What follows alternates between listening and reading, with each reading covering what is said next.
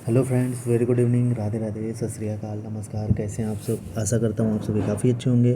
और मैं शिशिर रोज़ की तरह स्वागत करता हूँ आपके अपने यूट्यूब चैनल शिशिर की पाठशाला में।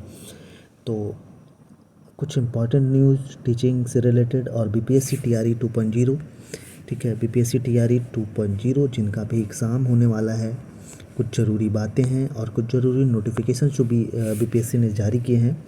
आज उन सब चीज़ों को हम लोग कवर करेंगे इस वीडियो में। तो चलिए पहला मामला कवर करते हैं कि जैसा कि आप सभी ने देखा होगा कि जो प्राइमरी टीचर वाला मामला चल रहा था, बीएड वर्सेस बीटीसी वाला, ठीक है, और एनआईएस डीएलएड वाला, तो आज पटना हाई कोर्ट ने डायरेक्ट इस चीज़ को मतलब कह दिया कि बाहर है पूरी तरह से। एनआईएस डीएलएड को भी बाहर कर दिया और परीक्षा पर रोक लगा दी। तो सीधा आप देख सकते हैं कि यहाँ पे लिखा हुआ है कि that the notified dated 28/6/2018 issued by the NCT is no longer applicable and the BEd candidates can not be considered eligible for appointment as primary school teachers.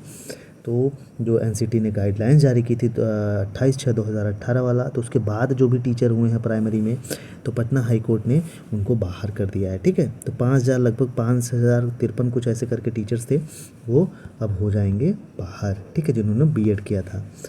तो ये मामला था, आइए इसको विस्तार से समझते हैं। तो बीएड वर्सेस बीटीसी विवाद, पटना हाई कोर्ट का पूरा मामला समझते हैं बहुत एकदम सिंपल भाषाओं में।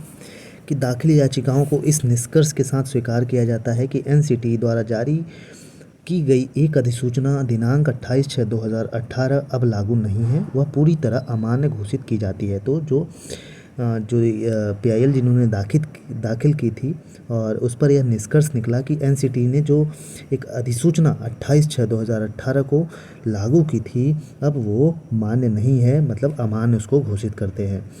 उसके बाद दूसरी पॉइंट की बात करें तो लिहाजा अब बीएड उम्मीदवारों को प्राथमिक विद्यालयों के शिक्षकों के रूप में नियुक्ति के लिए पात्र नहीं माना जा सकता है। तो 2018 के बाद वाले जो हैं, ठीक है, जो प्राइमरी में थे, बीएड जिन्होंने किया था, तो वो अब जो बीएड वाले थे वो प्राइमरी में टीचर के लिए मान्य नहीं है, ठीक है। अब आगे चलते हैं। अतः कहने की ज़रूरत नहीं है कि जो नियुक्तियां पहले की गई हैं वे अमान्य हैं और अब उन भर्तियों पर नए सिरे से काम करना होगा और पद के अनुरूप ही योग्य उम्मीदवारों का चयन करना होगा और उन्हें शिक्षक के रूप में नियुक्त करना होगा। बिल्कुल, मतलब जो भाई भर्तियां पहले ही हो चुकी हैं वो रद्द मानी जाएंगी। पहले का मतलब ये है कि जो अभी एनसीटी ने गाइडलाइंस 2018 वाला जारी किया था, अगर उसके बाद कोई टीचर बना है पटना में अभी तक, तो उनको बाहर कर दिया जाएगा। नेक्स्ट है, वर्ष 2010 की एनसीटी की अधिसूचना को केवल उसी पद पर जारी रखा जा सकता है जिस पद पर उन्हें नियुक्त किया गया है। तो एक गाइडलाइंस 2018 वाली तो अमान्य हो गई। अब 2010 वाली अधिसूचना जो थी वो जिस पद पर मतलब उसी पद पर जारी रखा जा सकता है जिस पद पर उन्हें नियुक्त किया गया है, ठीक है। नेक्स्ट है, राज्य सरकार यह भी निर्णय लेगी कि क्या इस तरह से रिक्त होने वाले पदों को प्राथमिक विद्यालय के शिक्षकों के रूप में नियुक्ति के लिए पात्र उम्मीदवार बीटीसी डीएलएड से राज्य के पास उपलब्ध मेरिट सूची से ही भरा जाएगा। तो बिल्कुल राज्य सरकार यह डिसीजन लेगी कि भाई जो ये पद रिक्तियाँ हैं प्राथमिक विद्यालय में, ये जो इनकी नियुक्ति होगी वो बीटीसी और डीएलएड उनके पास मतलब मेरिट सूची होगी और उसी से ही भरा जाएगा, ठीक है। तो ये पूरा डिटेल में हिंदी में समरी था जो पीआईएल में जो आज डिसीजन आया हुआ है। अतः उपरोक्त टिप्पणियों के साथ रिट याचिकाएं स्वीकार की जाती हैं। तो जो पीआईएल दाखिल किया गया था उसको स्वीकार कर लिया गया। तो इसी की वजह से बीएड वालों को बाहर कर दिया गया। तो आई होप सो ये चीज़ समझ में आ गई होगी। अब चलते हैं दूसरे नोटिफिकेशन में जो बीपीएससी ने आज जारी किया।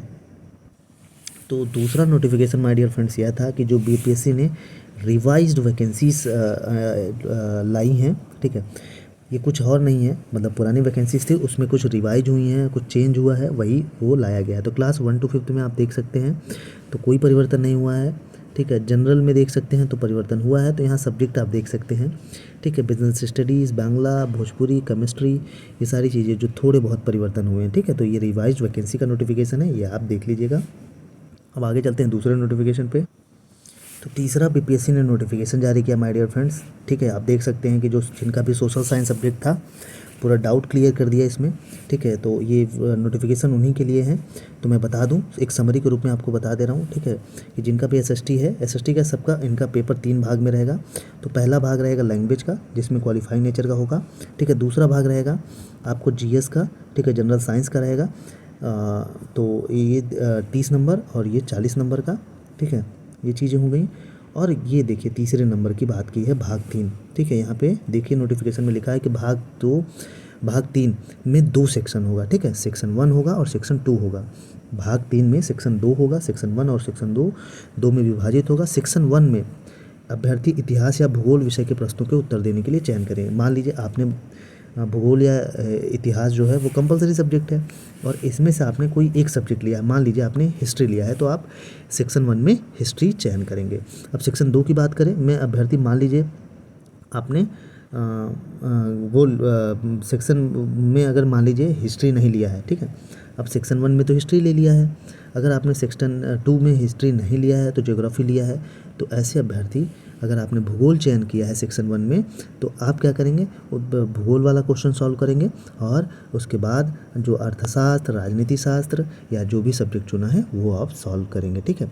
जैसे उदाहरण के लिए इसको एग्जांपल से समझिए, मान लीजिए सेक्शन ए में मैंने इतिहास चुना है, ठीक है, इतिहास विषय का चयन किया है, तो सेक्शन 2 में मैं या तो भूगोल का क्वेश्चन अटेम्प्ट करूंगा, मतलब मान लीजिए मैंने पॉलिटी किया है, तो सेक्शन 1 में इतिहास लिया है तो इतिहास का सॉल्व करूंगा, और सेक्शन 2 में मैं राजनीति शास्त्र सॉल्व करूंगा, ठीक है। अब मान लीजिए, और अगर उम्मीदवार सेक्शन 1 में मान लीजिए आपने भूगोल लिया है, तो बाकी जो 3 सब्जेक्ट हैं वो लिया है आपने, वो सॉल्व करूँगा। मान लीजिए मैंने सेक्शन 1 में भूगोल लिया है तो राजनीति शास्त्र लिया है तो वो करूँगा, ठीक है। तो ये सारी चीज़ें हैं, आई होप सो आपको समझ में आ गई होंगी। सीधा सा मतलब इसका यही है भाई, कि जो सेक्शन 3 भाग 3 है उसमें सेक्शन 1 रहेगा, सेक्शन 2 रहेगा। मान लीजिए आपने सेक्शन 1 में हिस्ट्री लिया है, तो आप इसमें से ज्योग्राफी, इकोनॉमिक्स और पॉलिटी, ठीक है, इन सब चीज़ों में से एक जो आपने सेलेक्ट किया है वो करेंगे, और ये करेंगे।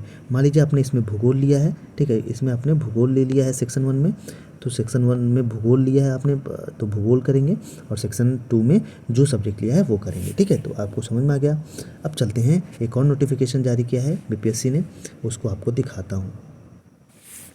तो इस वीडियो में मैं आपको दिखाऊंगा कि देखिए ओएमआर सीट वाला जो है, आंसर सीट ऐसे ही ओएमआर रहेगा आपका, ठीक है। आपको यहाँ पहले नाम लिखना है, ठीक है, ब्लॉक लेटर में नेम ऑफ द कैंडिडेट, उसके बाद आपका सब्जेक्ट कौन सा है, विषय का नाम लिखना है यहाँ पे, ठीक है। भाषा 1, जैसे देखिए यहाँ पे अपना रोल नंबर भर दीजिएगा, यहाँ पे आप रोल नंबर भरेंगे, और भाषा 1 अहर्ता जो 30 क्वेश्चन होगा, ठीक है, आप देख लीजिए इसको 30 क्वेश्चन होगा, यहाँ 30 क्वेश्चन भरिएगा। और भाग 2 देखिए सामान्य अध्ययन है, तो सामान्य अध्ययन में आपको करना क्या है कि 31 से 71 क्वेश्चन, 31 से कहाँ तक, 71 क्वेश्चन तक हो, 70 तक होगा, तो यहाँ तक करना है आपको, ठीक है। ये हमारा हो जाएगा भाग 2 सामान्य ज्ञान। अब वहीं बात करूँ, आगे चलते हैं।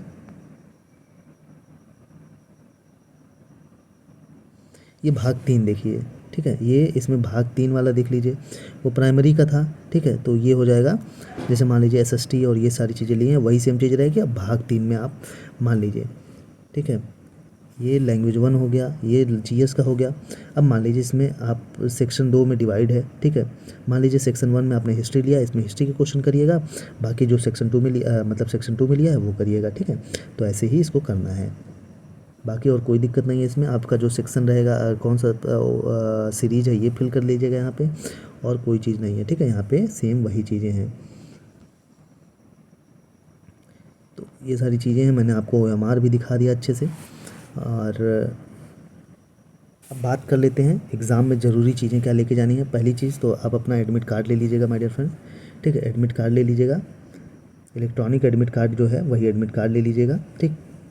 इसकी एक एक्स्ट्रा फ़ोटोकॉपी रखिएगा अपने पास एडमिट कार्ड की, और एक आधार कार्ड ले लीजिएगा, ठीक है, आधार कार्ड ओरिजिनल, और इसकी फ़ोटोकॉपी रहनी चाहिए। एक फ़ोटो ले लीजिएगा, ठीक है, एक फ़ोटो ले लीजिएगा।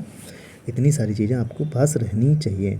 और एक चीज़ और बता दूं कि जो आपका सेंटर एड्रेस है, सेंट्रल वाला सेंटर जहाँ जिसमें सेंटर दिया है, उसको आप उसका भी फ़ोटोकॉपी निकलवा लीजिएगा, स्क्रीनशॉट लेके या कुछ भी करके आप उसका फ़ोटोकॉपी निकलवा लीजिएगा। तो ये सारी चीज़ें हैं जो आपके पास रहनी चाहिए, ज़रूरी है। और हाँ, एक चीज़ और जिनके सिग्नेचर और वो उसमें गलतियाँ हैं, तो एक घोषणा पत्र वाला जो फॉर्म डिक्लेयर किया गया है उसको साथ में लेके निकलवा लीजिएगा, ठीक है। उसको फिल करके रखिएगा ताकि ब्लर बुलर है सिग्नेचर वगैरह तो वो फिल कर लीजिएगा। तो आई होप सो आपको सारी चीज़ें मैंने समझा दी, क्या सीन था क्या नहीं था, ठीक है। तो अच्छा लगा होगा वीडियो, और बाकी इस वीडियो में यहीं तक फिर मिलेंगे, तब तक के लिए जय हिंद जय भारत।